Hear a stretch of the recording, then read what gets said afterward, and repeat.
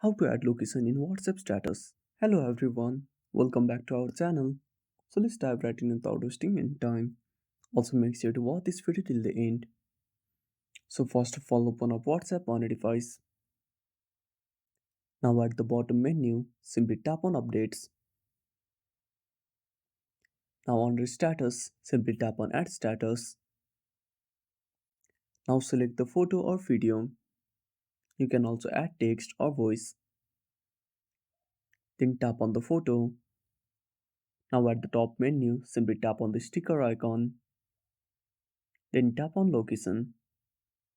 Then tap on OK. Then enable location services and simply go back. Now select the current location, then tap on send at the bottom right corner. And that's it. Thanks for watching. Make sure to subscribe our channel and the bell icon. See you in the next video.